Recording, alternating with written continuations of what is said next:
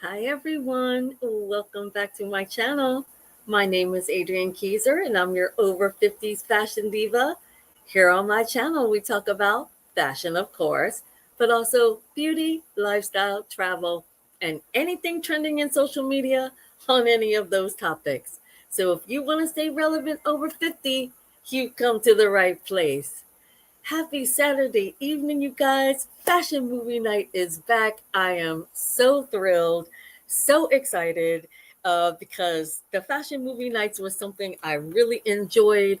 And when I had to sort of back off a little bit because I had gotten a copyright strike, and if you are a YouTuber, you know what that means.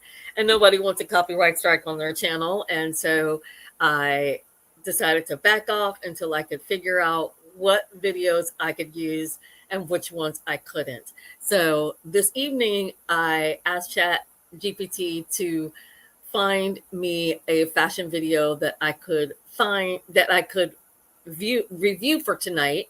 And it came up with 100 fashion was it 100 fashion trends or something like that. So I went and I looked it up and decided to add it to my watch later list. And that was part two. So I had to go and find part one so we could watch that. And then I kind of dove into a rabbit hole of other 100s, which you'll see in a moment, other 100 fashion trends videos, and decided to add those to my watch later list as well because the two fashion videos were rather short and the other 100 trends fashion videos I found are also very short. So I'm just gonna move my light a little closer. Hopefully you guys can see me. Now, if you've ever done a Saturday Night Live with me, then you know it's always a self care night. I am going to be doing my Glam Glow Super Mud mask this evening, and it's also cocktail night. So I'm going to pour my cocktail.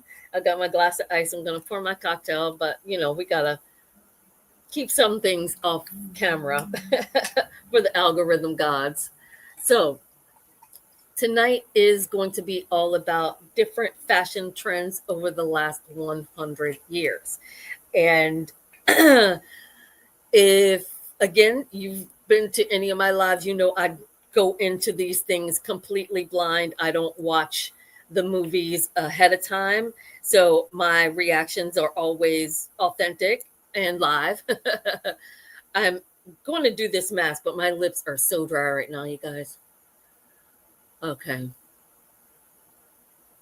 I just need to put on a little something on my lips. They were so dry. Of course, as always, I took a shower right before my live, and so my face is nice and clean, ready for a nice mud mask for the evening.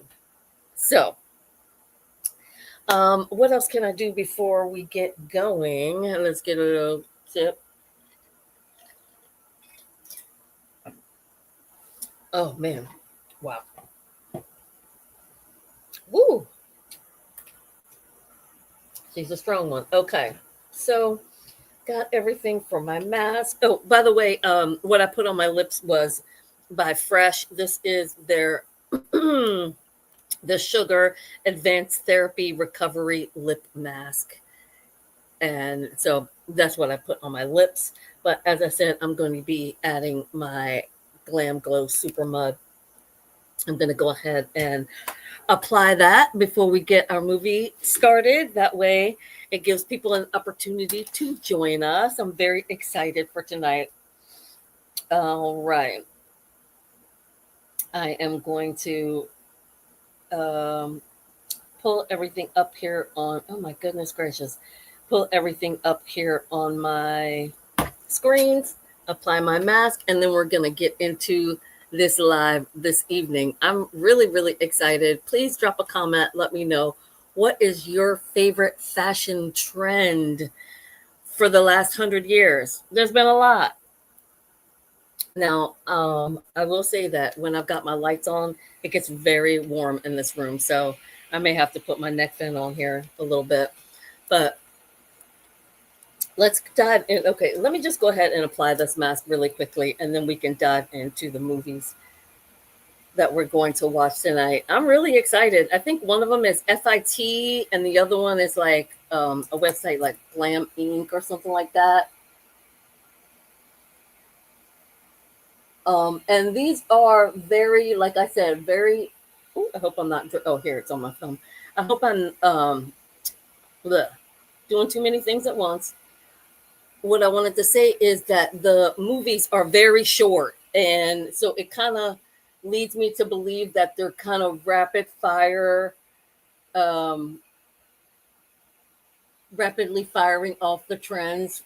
So, like I think the longest movie is maybe 2 minutes or something like that from the Glam Inc. But then the ones from Fitum, I think, are maybe 5 to 6 minutes long. I am making a huge mess with this mask.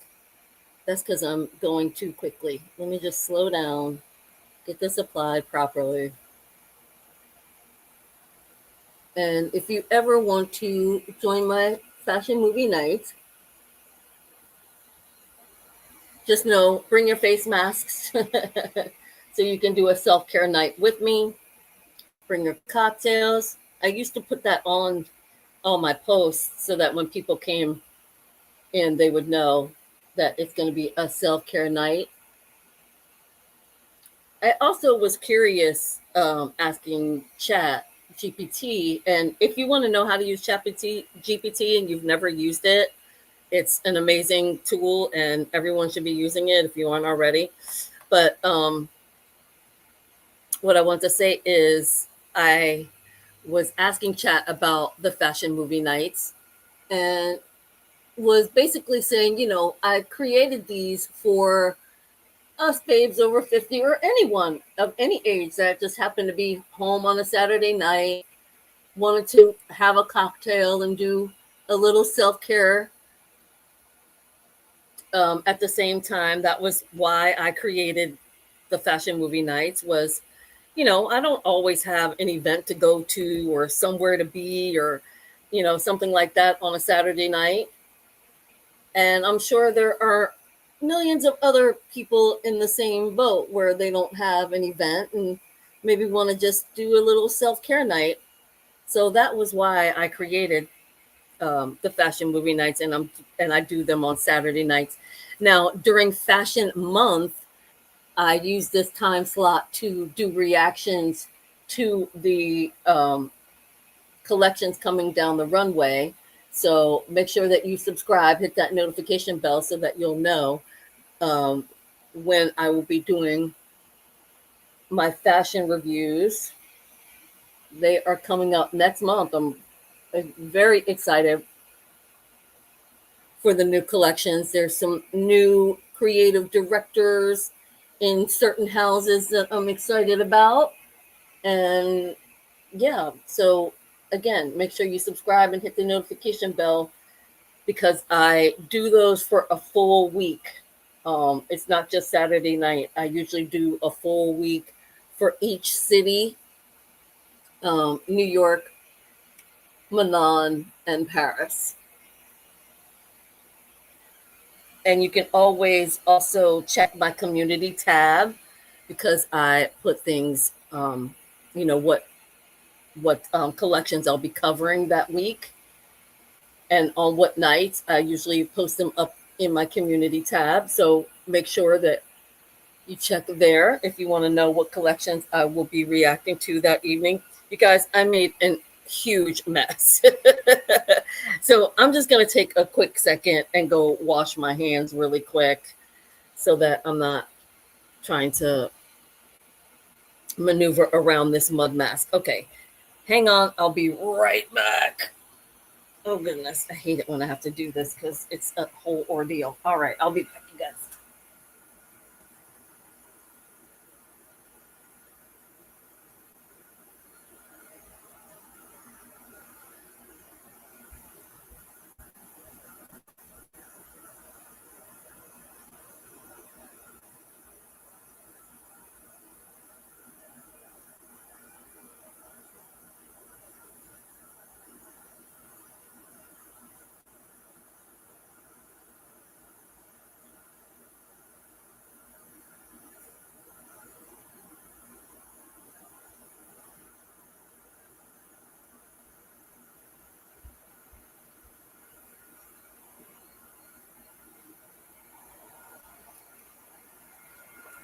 All right. We've got clean hands and we can get this movie night started. All right. So we're about 11 minutes in. Not too bad. So let's go ahead and get started because, like I said, I don't think that this is going to be a terribly long movie night tonight. And oh gosh, I got mud mask on my fan. Oh goodness. That's not good. But oh well, we move on. All right. So this is what we're gonna be watching tonight. I gotta put my glasses on as well. This I don't know. This just popped up when I pulled up my YouTube. So here we go. 100 Years of Fashion, Part 1 by the Museum at FIT. And then here's Part 2. Then we've got 100 Years of Fashion Wedding Dresses. And these are all by, this is Glam Inc. Glamour's got 100 Years of Women's Shoes. 100 Years of Fashion by Men. Again, this is Glam Inc. 100 Years of Fashion Men's Swimwear. 100 Years of Fashion Lingerie. 100 Years of Fashion Men's Underwear. 100 Years of Swimwear in Body Paint. I thought was just fun. Look, it's got 8.1 million views. 100 Years of Fashion Women in Film. 100 Years of Fashion Heels. 100 Years of Fashion Workout Style. 100 Years of Fashion New Year's Style. 100 Years of Fashion Handbags. 100 Years of Fashion Revolutions. 100 Years of Fashion Hats. Glam. Oh, hats. Just 100 Years of Fashion hats. I'm such a hat girl. I had to add that. And then we've got a couple of other things down here on the bottom that I thought I would add in if we had time. I don't recall if I covered this exhibition tour of the Met Gala, but we can add it in. It doesn't look like I've watched the whole thing. And it doesn't look like I watched all of this, why Gen Z fell in love with Coach. So we can add those in because like you can see, these are 3 minutes or less. So it should go relatively quickly. The first two are a little bit longer. So let's go ahead. You guys, let me get, first of all, make sure that I'm still filming here. All right, so let's go ahead and start off with 100 Years of Fashion, Part 1 by the Museum at FIT. I'm so excited for this. Okay.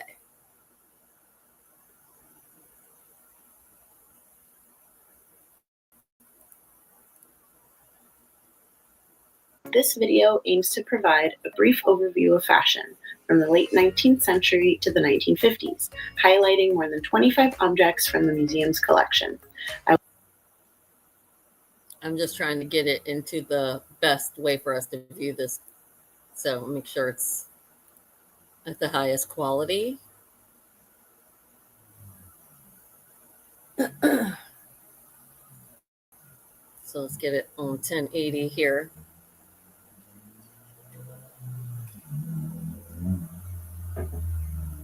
And make sure our volume's all the way up. Here we go. Oh, did I not hit play? That would be helpful.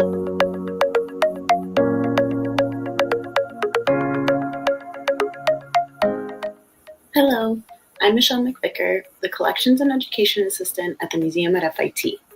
This video aims to provide a brief overview of fashion from the late 19th century to the 1950s, highlighting more than 25 objects from the museum's collection.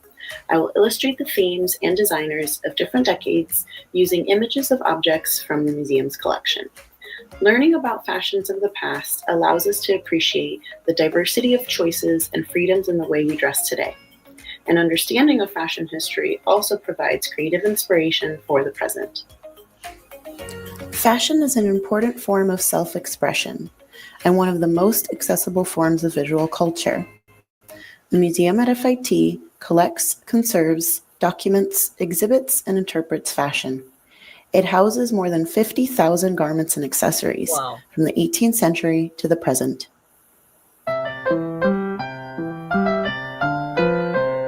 Corsets were an essential part of women's fashion for about 400 years, from the late Renaissance through the early 20th century. Although constricting, they were essential to achieving the fashionable silhouette and were positively identified with qualities such as self-discipline, social status, and beauty. White was the prevailing color for corsets during the late 19th century, but black corsets were recommended for wear under dark clothing. Widows often wore black corsets as part of their mourning costumes. Fashionable women wore layers of petticoats, most of which were made from plain white fabrics. Brightly colored petticoats began to appear during the 1860s as synthetic dyes became widespread. These vivid styles were often worn over more subdued examples, since the topmost petticoat might be glimpsed at the hem of the wearer's skirt as she moved. Yeah. There was a clear distinction between modest day fashions and more revealing evening styles at the end of the 19th century. This woman's day suit draws inspiration from menswear in its color, restraint, and tailoring. As women became increasingly active in leisure activities and in different segments of the workforce, the emblem of civil society. These designs combined the simplicity of the suit with fashionable feminine elements, such as puff sleeves and long, full skirts. This evening dress has an atypically small waist measurement of approximately 18 inches. Whoa. Material evidence suggests most women's waists, while corseted, measured between 23 and 31 inches. Although women often did lace their corsets more tightly for formal occasions, the practice of tight lacing was probably not as common nor as extreme as it is often assumed. The illusion of a small waist was further enhanced by wide, puffed sleeves and waistbands that came to a point at front and back. Okay, makes sense. The corset style of the early 20th century rested low on the breasts and extended over the hips. When laced, the corset pushed the breasts forward, pressed in the stomach, and arched the back. The resulting shape was referred to as the S-curve, monobosom, or pigeon breast. Although the style was visually alluring and pioneered by female corset makers, it was highly constricting. The early 20th century silhouette adhered to the severe shape created by corsetry and emphasized a voluptuous, statuesque figure. High necklines were used to elongate the body. The use of delicate materials and intricate embellishments was common. This dress, by four sisters who worked under their label Calo Sur, demonstrates the sumptuousness of fashion during this period. It is an example of haute couture, a French phrase that translates to high sewing. Haute couture styles are custom fitted for each client and crafted and embellished by hand. Hats were an essential fashion accessory during the. So I know a lot of people always talk about haute couture and what it means. And for those that know, you know, couture is exactly what she said. It's not everybody's wearing it. It is specifically designed for that client. Everything from the hem to the seam to every stitch is made for that client. That's why haute couture means high sewing. It is literally hand stitched. It's not done by machine. A true haute couture piece is 100% hand sewn. That's the difference between what people think haute couture is and what true haute couture is. You know, you think that, oh, it's got this, it's got, you know, no. True haute couture is a piece that no one else will have. Even if a designer makes a particular haute couture piece, and speaking of, we just finished Paris Couture Week. I don't cover the couture collections just because I don't think that people are really interested in that. I'm interested in it because, you know, I view fashion as art, but most of the collections are a little too extreme for the common person that's just interested in fashion. If you are truly into fashion, then yes, you would like the couture collections. But I usually don't cover those because Fashion Month is so long that I just try to stick to that, because Couture Week is like what, 3 weeks to a month before Fashion Month starts. So I just want to kind of chime in there a little bit about couture. And I can't figure out, this is really bothering me that I have this on screen, but we move on. Come on, come on. I'm on the right page here. Early 20th Here century. we go. Sorry. Hat making, also known as I'm millinery, just going to go became back a popular career just a option smudge, for just a many smudge, middle-class women. because I don't want you guys It to miss also anything. provided women with a chance to Okay. So, phrase that translates Here we to go. high sewing. Haute couture styles are custom fitted for each client and crafted and embellished by hand. Hats were an essential fashion accessory during the early 20th century. My computer is having a moment. Hi, apologies. Here we go. Millinery. I actually read tons of books about millinery. It's a fascinating art, hat making, and if you know, you know, Mad Hatters and all those things were true because of the chemicals that they used to make certain hats. A lot of chemicals in hat making, surprisingly. Come on, goddamn. Making, also known Okay, as sorry, millinery, that was my became a popular career option for many middle-class women. It also provided women with a chance to start their own businesses. Hats assumed extreme proportions, often reaching up to 2 feet wide, and their size largely contrasted with the fashion for comparatively slender dresses. I love hats. Known as picture hats, they were perched on voluminous hairstyles and appeared as though they were floating on women's heads. Parisian couturier Paul Poiret was known as the king of fashion. He not only furthered the concept of the fashion designer as an artist, but also promoted an extravagant lifestyle through his lavish costume parties and interest in interior design. Poiret's sorbet dress, or lampshade tunic, is an example of Orientalism. This was a term used to describe European interpretations of Asian designs, and it was one of the primary aesthetic movements of the early 20th century. Makes sense. Although Poiret is often credited with liberating women from the corset, some of his contemporaries, including Lucille and Madeleine Vianney, also produced less constricting designs. While Poiret's designs were for the bold, forward-thinking client, this suit is more characteristic of everyday fashion during the 1910s. Its jacket features a raised, loosely defined waistline and a skirt that falls just above the ankles. Rendered in durable denim, the suit represents a trend towards more utilitarian fabrics and functional silhouettes that arose during World War I. Wouldn't have expected denim, to be honest. During the 1920s, fashion was radically transformed by the boyish look known as le garçon, exemplified by a tubular silhouette that de-emphasized the breasts and the hips. Gabrielle Coco Chanel embodied the post-war style. Through wearing her own chic designs, demonstrated here, she embodied a liberated woman others aspired to become. As hemlines were shortened to the knees, women were no longer hobbled by their clothes, which facilitated physical movement.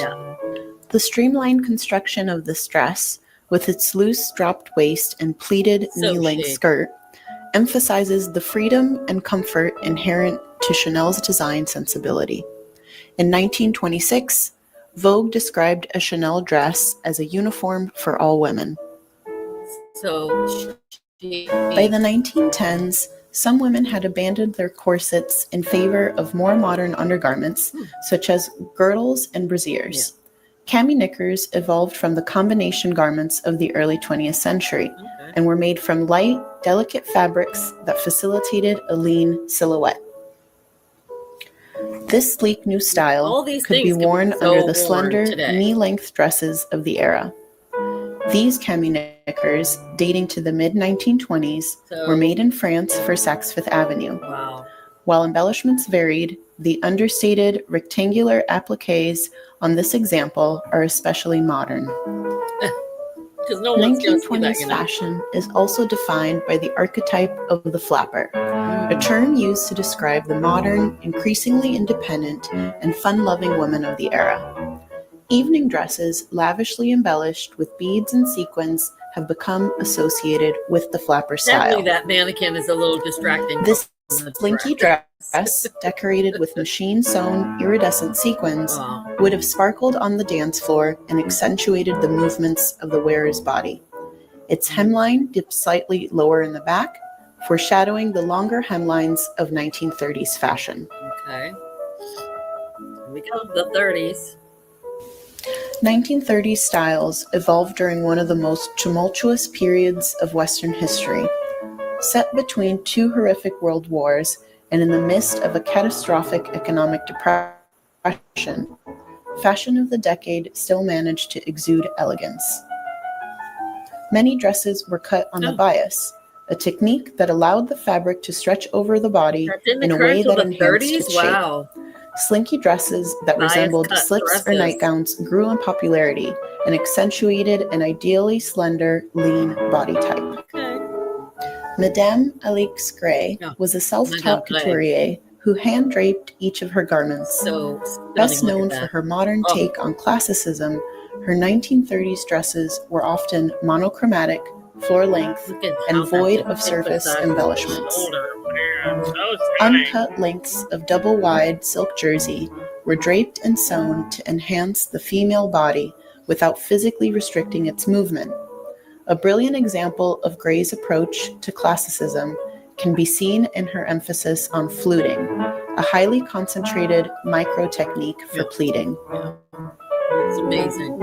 The slinky styles of the 1930s dresses required specialized undergarments. We're getting close to Many that women flip relied bra. on all-in-one girdles, also called corselets, which supported the breasts, cinched the waist, and smoothed the hips. This custom-made example includes an attached lace skirt that acts as a slip. Made with panels of elastic or rubber, corselets allowed for greater movement and flexibility than the corsets of the past. Yeah. The range of outfits for sporting activities expanded during the 1930s, mirroring the growth in technology that made sports clothes lighter and more functional. Colorful, often patterned knit sweater and skirt sets were commonly worn as golf attire. Stretchy knit garments allowed for a full range of motion while swinging a golf club. Look at how Window chic. pane and stripe patterns added a subtle, decorative element, while the coordinating self-tie gave the look a feminine touch. By 1930, more than 65% of Americans went to the movies at least once a week. Hollywood films offered a means of escapism that was accessible to many people. Costume design was particularly important, and new styles presented on screen sometimes made their way into high fashion trends. Gilbert Adrian built his career as a costume designer at MGM, where he worked on more than 250 films, including The Wizard of Oz. This costume was worn by Joan Crawford in the 1937 film The Bride Wore Red. Wow. Although the gown is meticulously hand-beaded with an estimated 2 million scarlet beads, living up to the film's name, the movie was shot in black and white. Love it. Love it. Hollywood costume designer Adrian began to design commercial fashion during World War II, when rationing was in effect. Rationing was a government-implemented limitation on usage of new materials, including fabric, to ensure that enough supplies were available to support the war effort.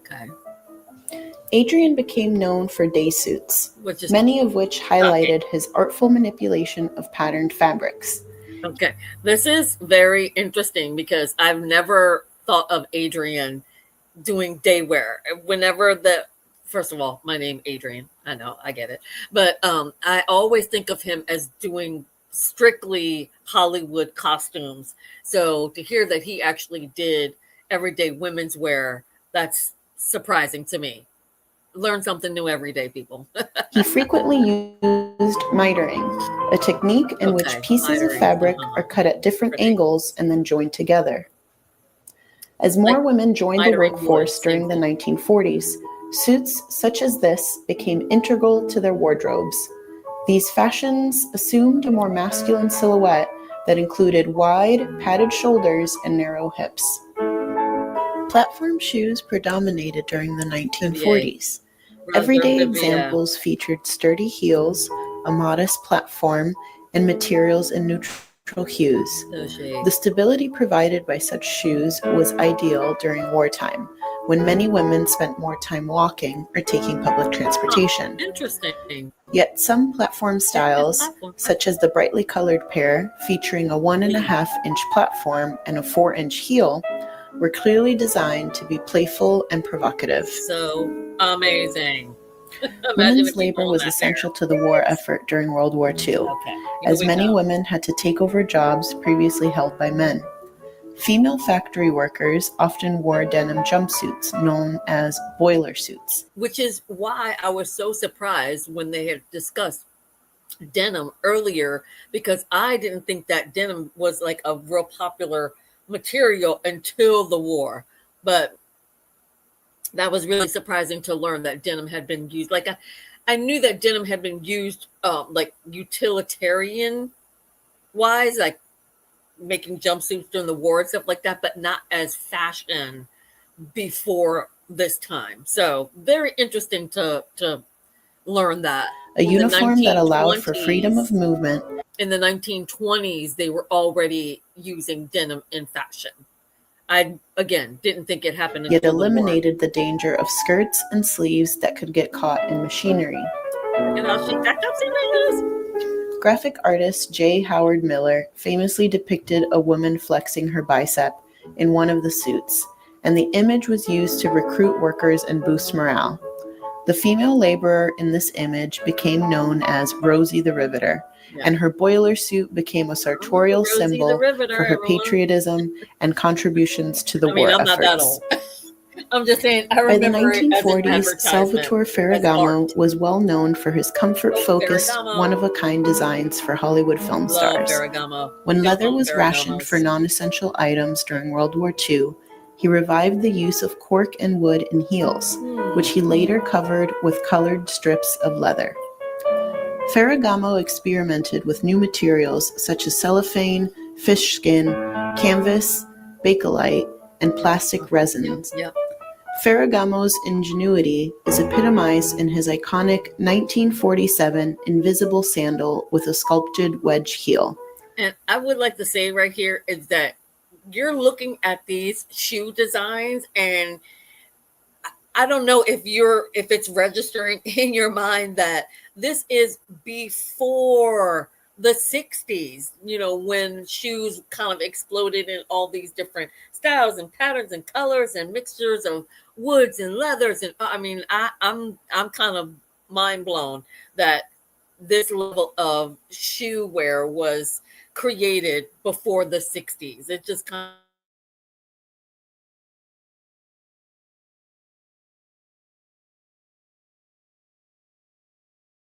of, sorry. Okay, so I'm just really mind blown at what women were wearing at that time. It's like heels, heels, heels, heels, heels, and these really intricate heels that are so futuristic for their time that you don't realize that this wasn't a revolutionary time of fashion. This is just what wealthy women were wearing. The upper lacing is formed of a single nylon thread, similar to a fishing materials line. Like bakelite and all that stuff. Like I didn't think that was until the 60s, almost. Christian Dior introduced his new look in 1947. It was central to the post-war revival of the Paris couture system and influenced fashion around the world. Dior expressed that he wanted women to look like flowers, and his hyper-feminine style was characterized by nipped-in waists, full skirts, and rounded shoulders. The new look marked a clear transition from wartime uniforms and austerity. So, Although few women chic could afford again. couture originals, copies of couture designs, both licensed and unlicensed, Look at the were hat. common. Done. Many were manufactured everything. and sold exclusively in the United States, and such satellite collections disseminated couture trends by way of American department stores. This ready-to-wear interpretation of Dior's new look was made by New York designer Nettie Rosenstein. So chic.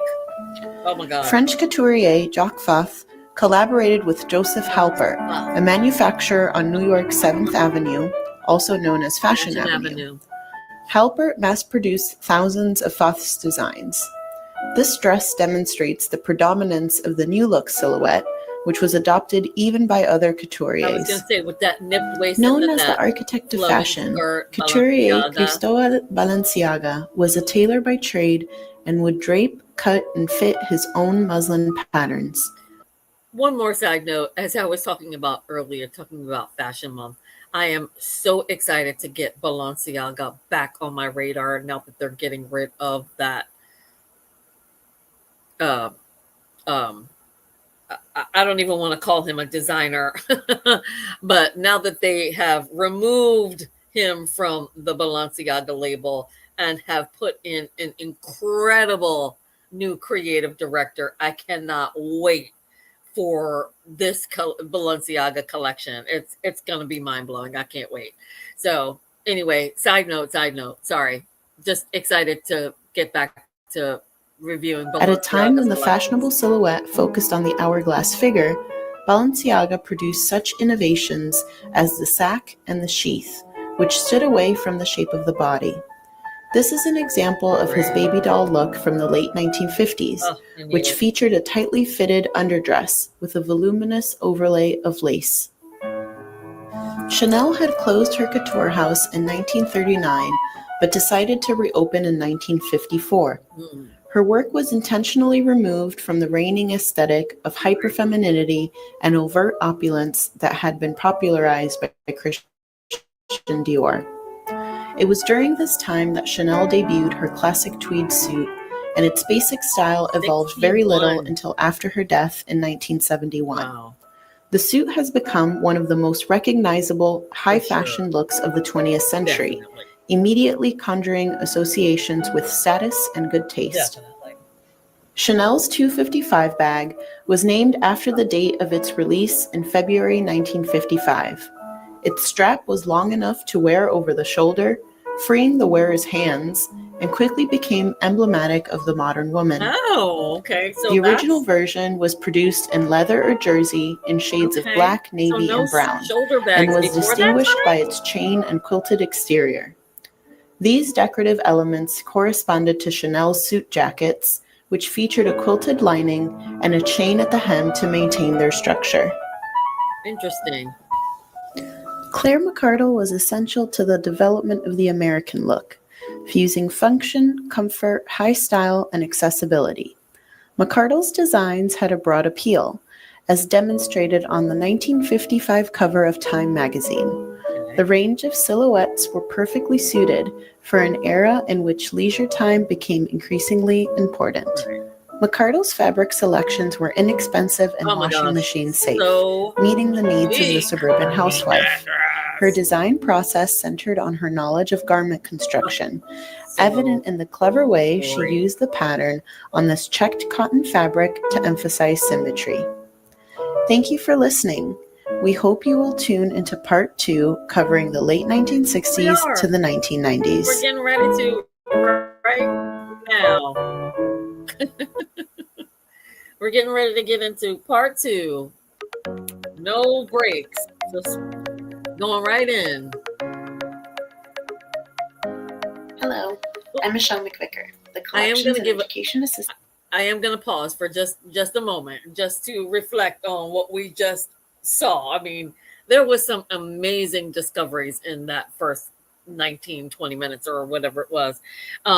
So many things I didn't know, and that's why I love watching things about fashion histories, because you learn so much, and then you can kind of put it together in timeline, and it all makes sense as to why fashion was the way it was at that particular time. Now, before we get into this, I do want to say that this is very much angled towards the leisure class, towards that middle class, upper class echelon of fashion. So please keep that in mind, that this isn't what everyone was wearing, including Black people, a whole subject for another day. But I do want to emphasize that as we go through this, this is really angled towards the leisure class of people, and that is what that's what they're discussing today. It's not what the average everyday person was wearing. It's sort of showing you the evolution of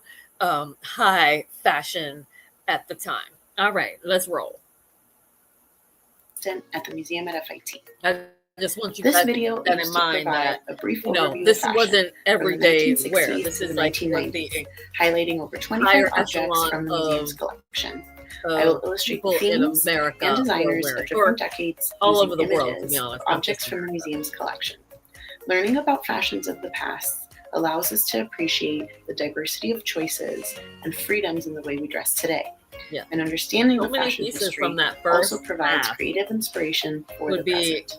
so easily Fashion is into an important fashion form of right now. self-expression and one of the So most many pieces accessible I was forms of like, visual I want it, I culture. need it, it could The be in my Museum at closet right now. FIT collects, conserves, documents, exhibits, and interprets fashion. Are you guys It enjoying houses your more than 50,000 skincare garments and accessories from the and 18th cocktail? century to the present. Here we go, the 60s. Now this is Hemlines when began to I would rise think during the that early fashion, oh, Mary 1960s, and they Quant continued to started in rise there. as the decade progressed. Yeah. Styles that landed well above the knee became known as miniskirts, Miniskirt. and they remain an emblem of 1960s youth culture. British designer Mary Quant was a pioneer of the miniskirt trend. She drew inspiration from the short Look skirts at the and flat boots shoes worn with by this tap dress. dancers. Obsessed. By 1966, the miniskirt had reached the United States, and the New York Times declared it to be the most important British import since the Beatles. I was just going to say the Beatles came in 64. While the trend-driven youthquake culture thrived in London, Courage. French couturier André Courrèges used the future as a metaphor for youth.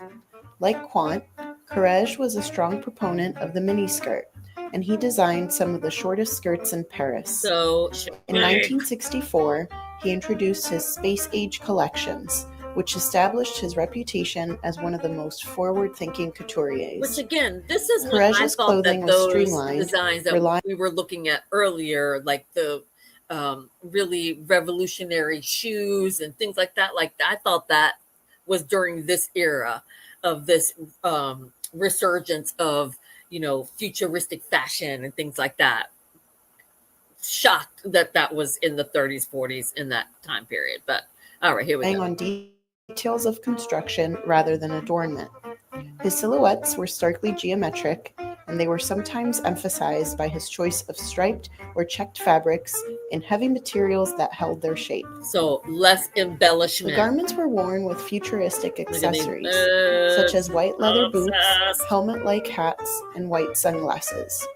The influence of space Yeah, travel this on whole- the designer was Just getting ready to clearest say in the whole Courrèges' space boots, travel thing of the which 60s. were fastened up the center makes back sense. with Velcro, a material newly developed by NASA to anchor items inside spaceships.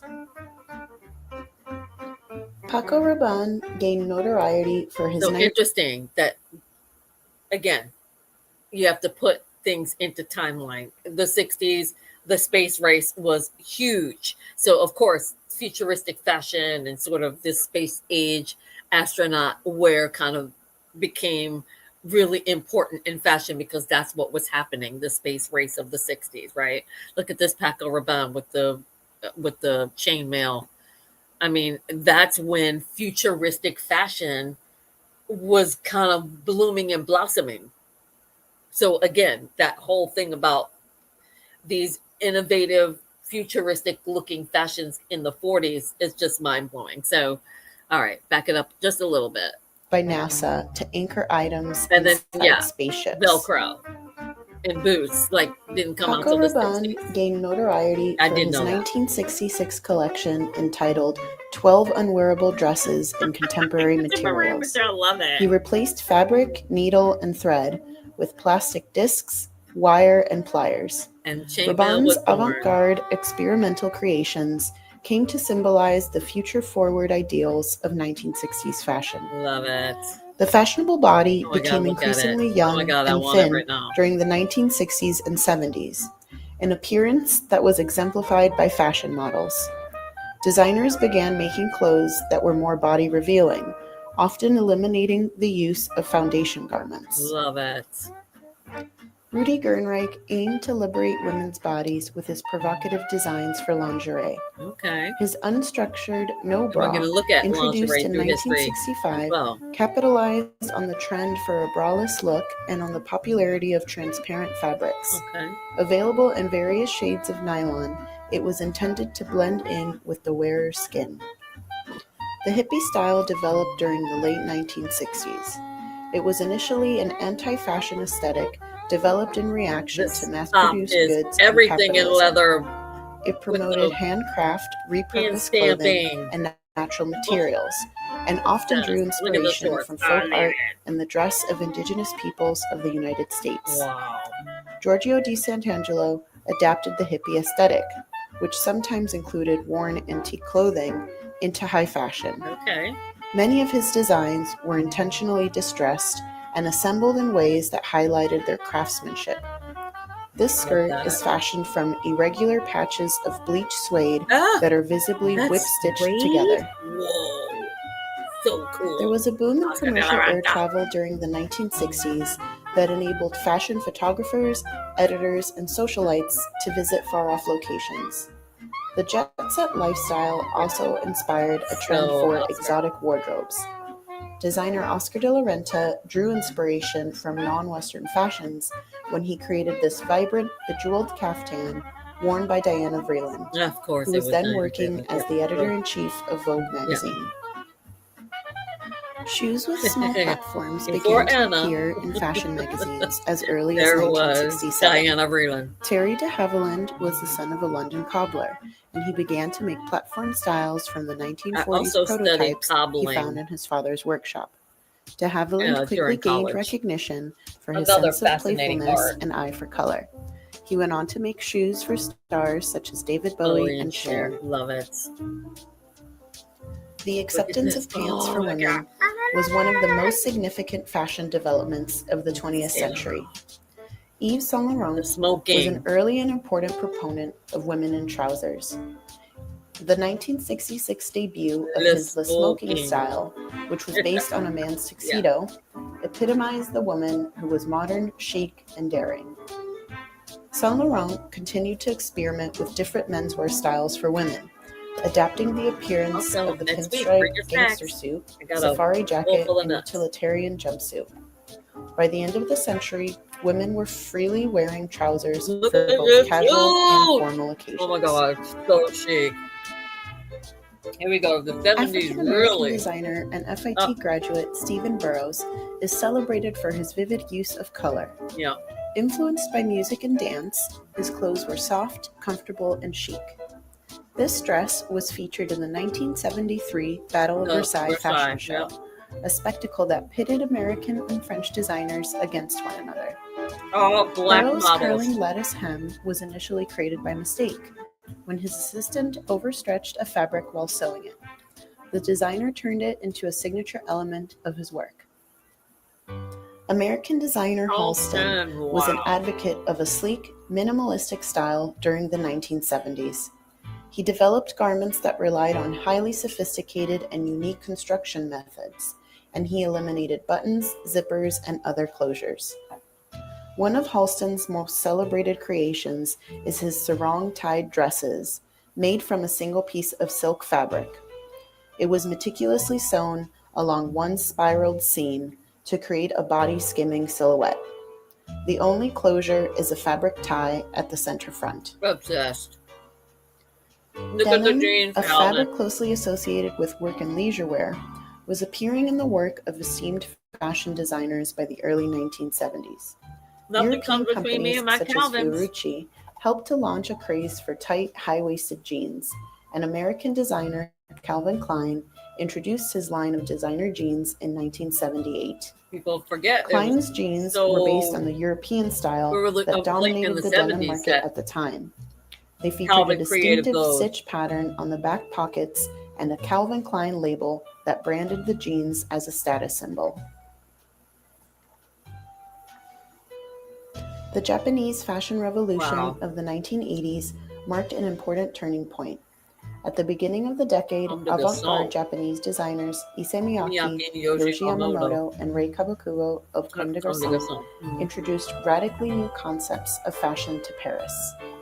Combining Wow. innovative textile Look at that. technologies It's with aspects of traditional Japanese dress, these amazing. designers were instrumental Like in creating a origami. changed relationship between body and clothes, a new attitude toward the beauty of imperfection, and an appreciation of avant-garde fashion as an art form. The growing Wow. presence of women in the workplace by the 1980s coincided with the creation of women's power suits. Businesswomen sought to dress in a manner that was both authoritative and feminine, but not overtly sexual. Love it. John T. Malloy, author of the Dress for Success Guides, advised professional women never to mimic menswear, but to wear a business uniform of skirt suit and blouse. Donna Karan God, Donna presented Karan. her first collection in 1985.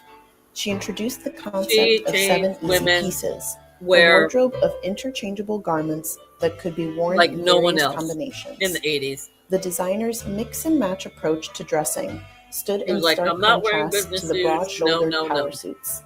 She continued to make clothing that was chic and versatile, such as this dress that could be easily accessorized to suit various occasions. Love Donna Karan.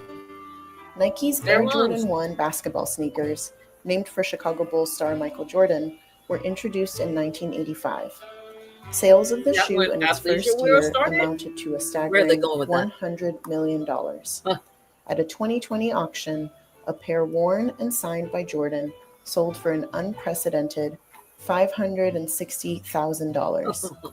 It was the highest amount ever fetched for a pair of sneakers and exemplifies the sneaker craze that Nike helped to establish.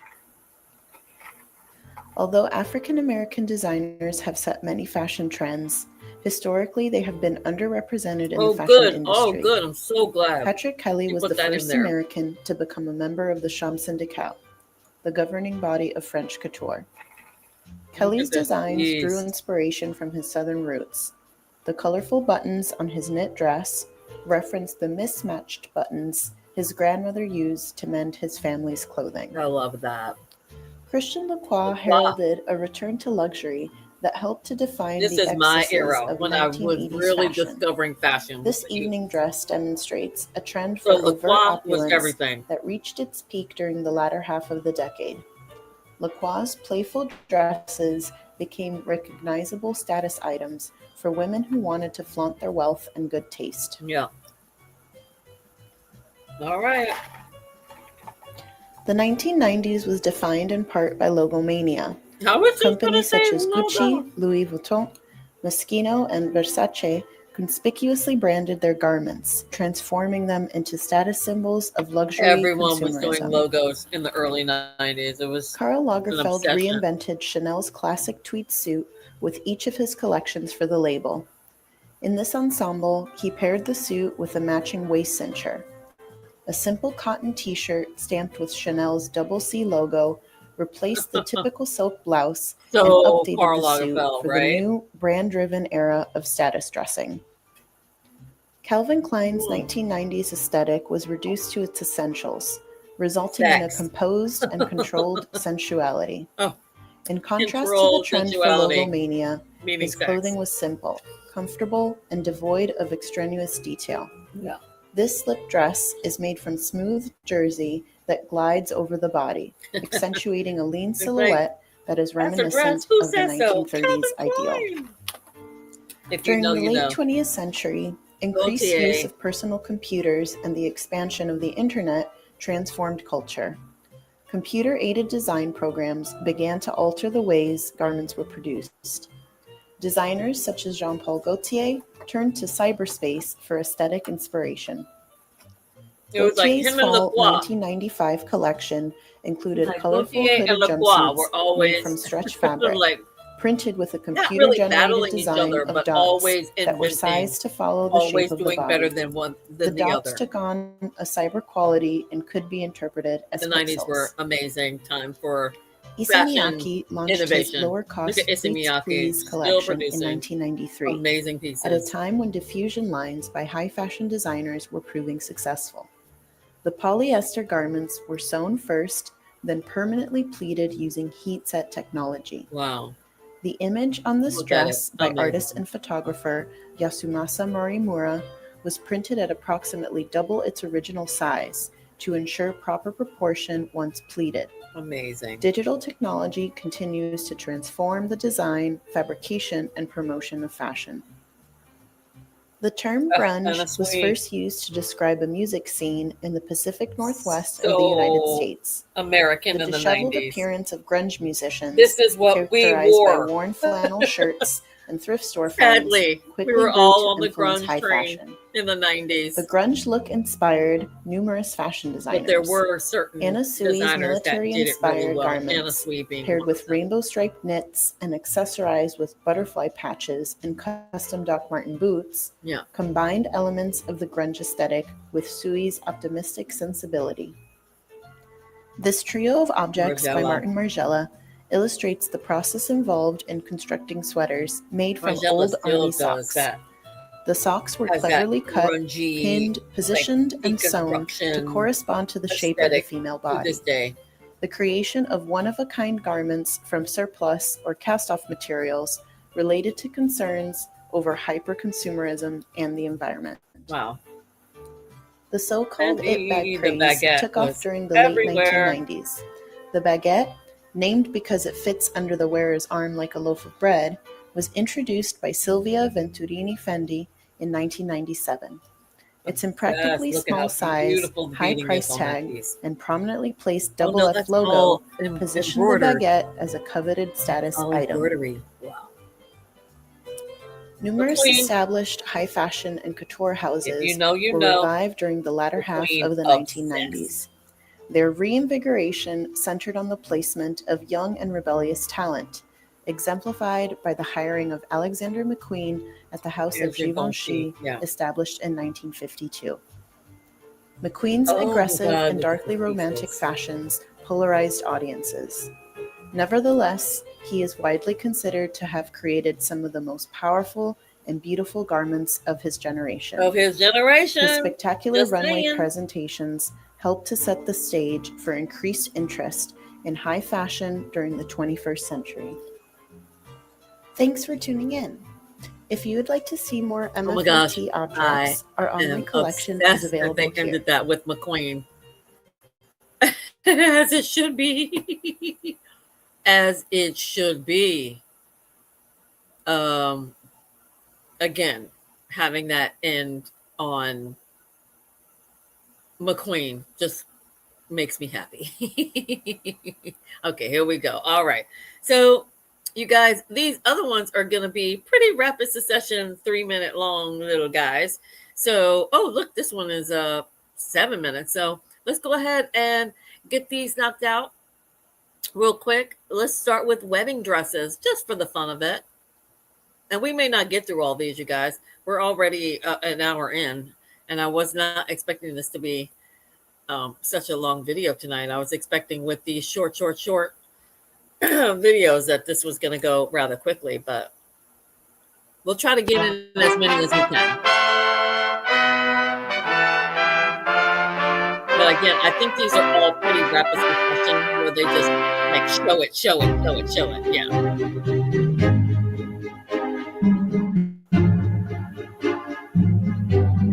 So I think this is 15. Okay. Yeah, I think they use the same model and just press it. Yeah, these are going to be fun to watch. Quarter hem. Very good. Yeah, 25. There we go. 30s.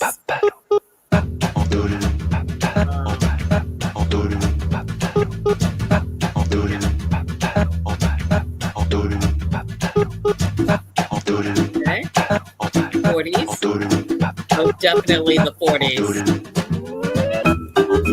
Yeah, look at the rolls in the hair. Love it. Lovely starshine lights my way to bed. Here we go. Magic 50s? rainbows Oh, yeah, glisten for in sure my the 50s. head. Definitely. Look at that. Just like a child, I live in wonderland. All my dreams are 55. coming true.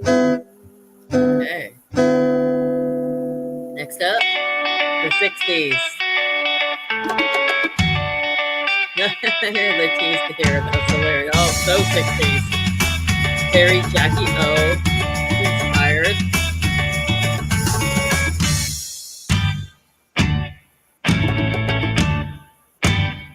I'm thinking the 70s is going to be kind of wild. Okay, so yeah, they're giving a little. You have no shoes on? Yeah, like a little hippie shoes. All right, 80s. It's got to be big boots and big boots and big boots. Poofy hair, poofy shoulders, poofy, poofy, poofy. No 80s in the makeup. All right, 90s. Grunge. Oh, yeah. It was very classic. Because people were sick of that poof, poof, poof in the 80s. So the 90s, everybody pared it back. All right, 2000s.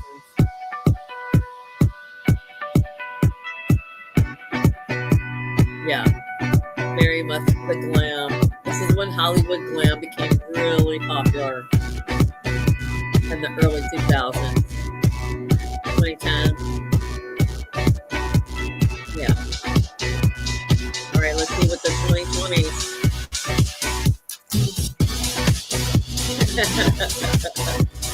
Love that. That was cute.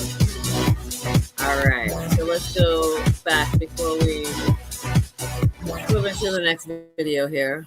I'm sorry that I actually deleted everything so it wasn't so laggy, but it's crazy laggy today. So let's get into shoes. Oh, it's going right into the thing. I don't know why I'm doing that. Sorry.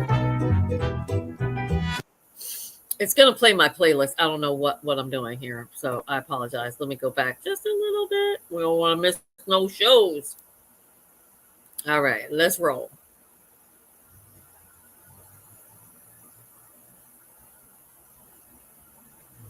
And then I'll just let it play because it's playing my playlist. I don't know why I'm making this so hard on myself.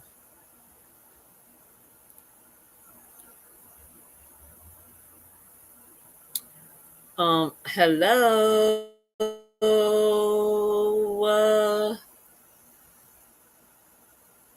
Jiminy Cricket.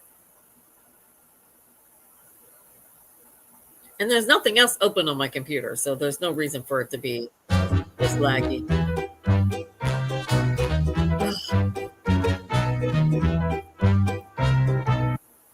All right. Sorry, guys. I just want to make sure that it's the best quality. Here we got 15. That's right. Look at how the kites were like falling down. Oh, Doc Martin. Are we going to like do a secession here? What are we doing? Uggs? Okay. Thank goodness. I'm like, where are we going with this? So, turn of the century. Women became more active in sports, resulting in rising skirt lengths and shoes becoming more prominent. As ankles were now visible, women wore boots for their modest and functional appeal. Interesting. All right.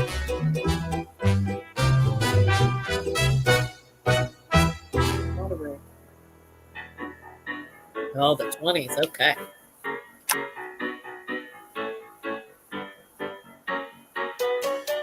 The skirt lengths rising to mid-shin, shoes became an essential part of a woman's outfit. In response, designers created shoes with elaborate designs, colorful leathers, and decorations like bows. Women started wearing high heels to exit the shape of their legs.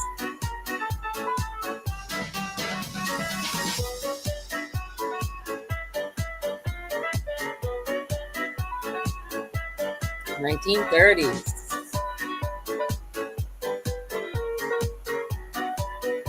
Though formerly deemed immodest, sandals and peep-toe cutouts became popular. All right. The rise of more revealing styles was due to leather's limited availability during the Great Depression.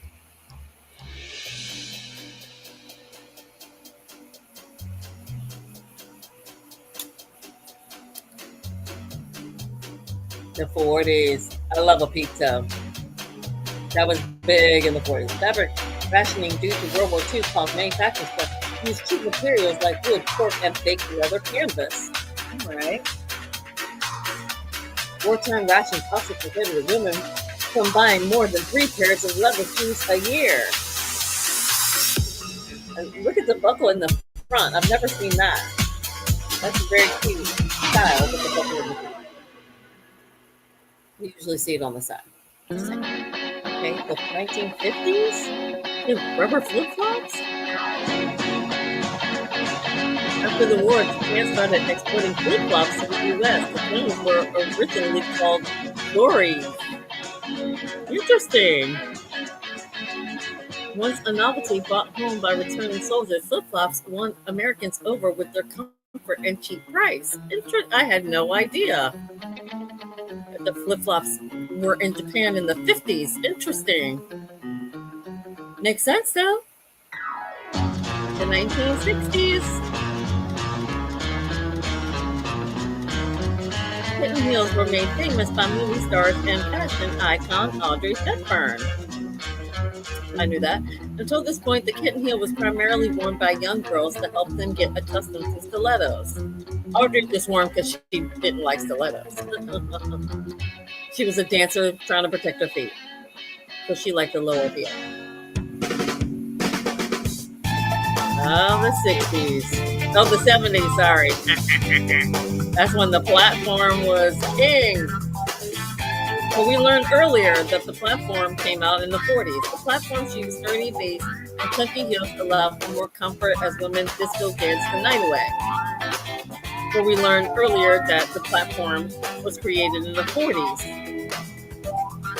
Women weren't the only ones who favored the trend. Platform shoes fell into fashion with men as well.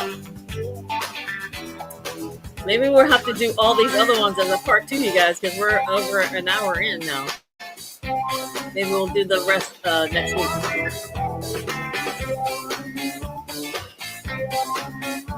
And I don't want this to be a 2-hour live. Trying to shorten my live times. Oh, so 90s. The 80s? That Martins? I would have went with the 90s or that, but okay. Punk rock American musicians turned the UK brought punk rock to the US. It was the late 80s. In 1984, the shoe was sold in American stores and became a staple for punk rockers and grunge musicians alike.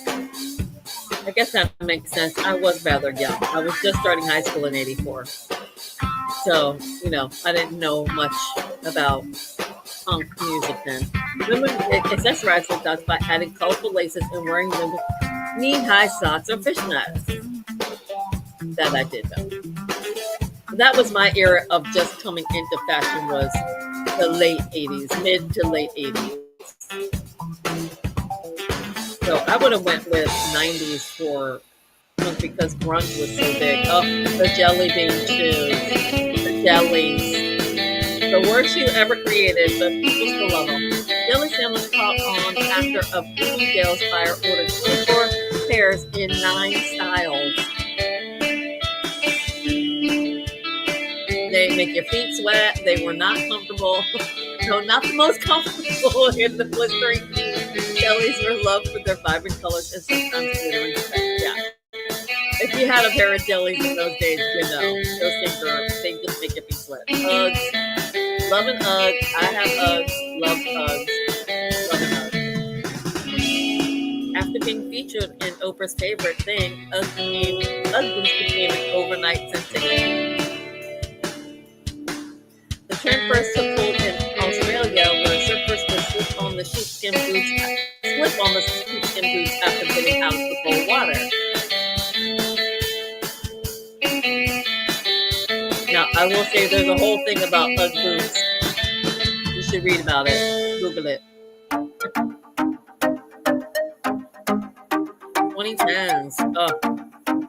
Was this like platform sneakers? I remember platform sneakers way before 2010s. If we're going to bring up platform sneakers, or just athleisure wear in fashion, I don't know. As a young girl, designer Isabel Marant stuck cork in the heels of her sneakers, inspiring her original 2012 wedge design.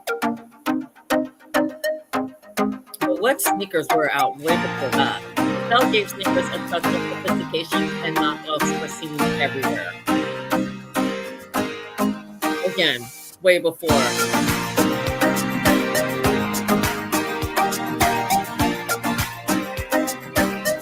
don't remember platform sneakers like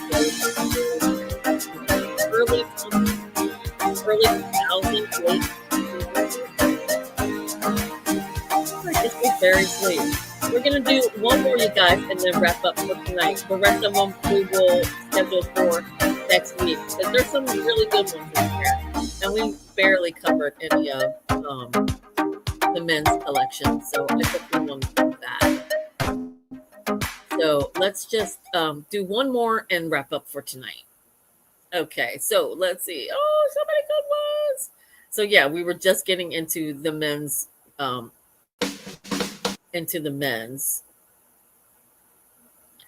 We could do lingerie. I really just want to do hats because I'm kind of crazy like that.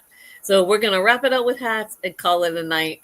And I will remember which ones we did tonight so that we don't redo them next week. And if we do have time, we'll get into some of these other ones that I was talking about. 4 ways to wear jeans with heels, I thought was really cute. But we're just going to finish up with 100 years of hats and wrap up for tonight. I hope you guys have been enjoying this.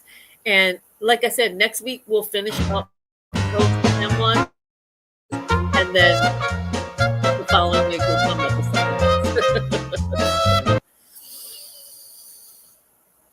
Oh, golly, goodness gracious. All right, come on. All right, start from the beginning because we don't want to miss anything. All right, here we go.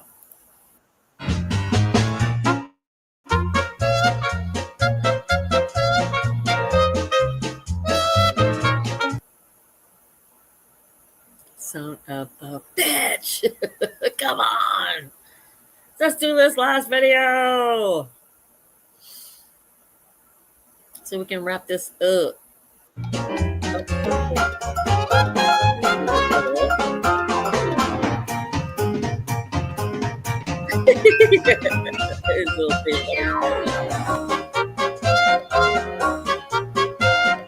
Oh my God, great.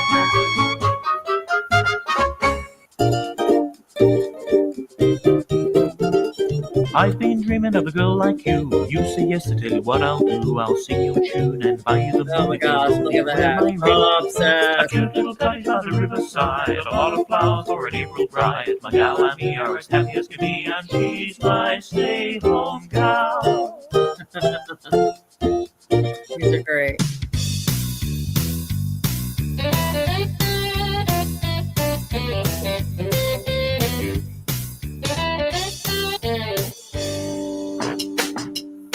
Hats in the 60s. I was gonna say, I only used to say hats in the 60s. Okay, good hats. Okay, good hats. 70s, I'm thinking a big fedora on the lady. What's the men in there? Yeah, dude. I love how he keeps looking at her hat. So 80s. What hats are they going to give us for the 80s? Just the hair. It was enough of a hat. Okay, there we go. Very 80s. I'm in a rush. You and your slickness. Don't you want to kiss me? You think I like you? Very cute. We're doing a great job.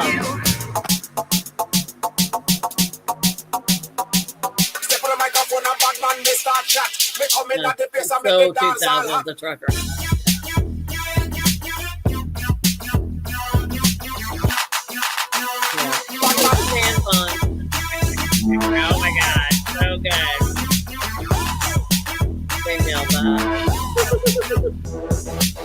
they did a really good job. They did a really good job. Well, you guys. Hi, I'm Moana Lonnie Jeffrey. I'm going to show you 4 different heels that you can wear with jeans. Okay, but we're going to do it next week. Thank you guys. This has been so much fun. I really enjoyed learning. Okay, stop it now. Okay, stop sharing. Go away. Go away. Go away. Go away. YouTube. Okay.